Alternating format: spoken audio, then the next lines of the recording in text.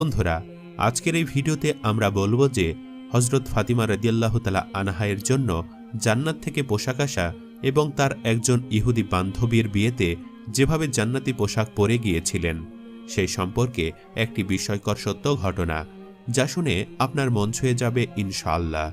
তাই ভিডিওটি একবারে শেষ পর্যন্ত দেখবেন।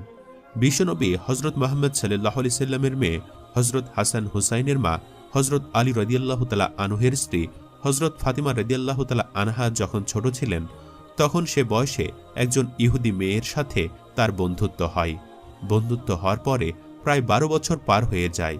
তারপর একদিন সেই ইহুদি মেয়েটির বাবা তার মেয়েকে বলে যে সে তার জন্য একজন স্বামী নির্বাচন করেছেন। ছেলেটি হলো শিল্পপতির ইহুদির ছেলে। বাবা মেয়েকে জিজ্ঞেস করলেন, মা, তুমি কি এই বিয়েতে রাজি?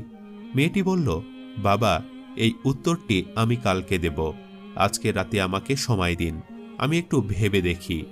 মেয়েটি তার বাবার কাছে সময় নিয়ে আর কোনো দিকে তাকালো না, দৌড় দিয়ে হযরত ফাতিমা রাদিয়াল্লাহু তাআলা আনহা-এর কাছে চলে আসলেন। মেয়েটি ফাতিমা রাদিয়াল্লাহু তাআলা আনহা-এর কাছে এসে বলল, হে বোন, তোমার সাথে আমার দীর্ঘ 12 বছরের সম্পর্ক। তুমি কখনোই আমাকে ভুল পরামর্শ দাওনি।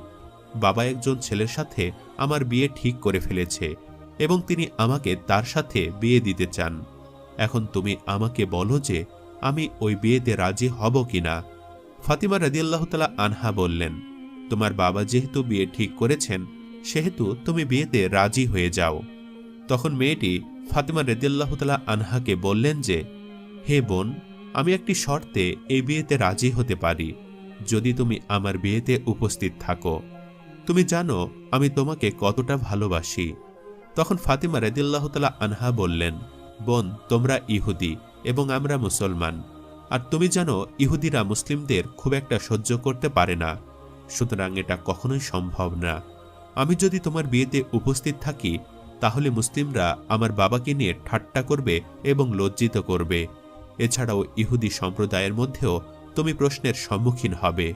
এছাড়া তোমাকে নিয়ে তোমার বন্ধুরা হাসি ঠাট্টা করবে, তাই আমি বিয়েতে উপস্থিত থাকতে চাইছি না।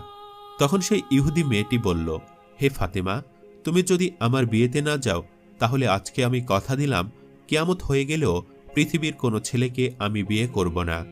তাই এক পর্যায়ে ফাতিমা রাদিয়াল্লাহু তাআলা আনহা বললেন, হে বোন, ঠিক আছে, আমি তোমার বিয়েতে যাব, তুমি তোমার বাবাকে জানিয়ে দাও। তখন মেয়েটি দৌড়ে এসে বাবাকে ডাক দিয়ে বলল,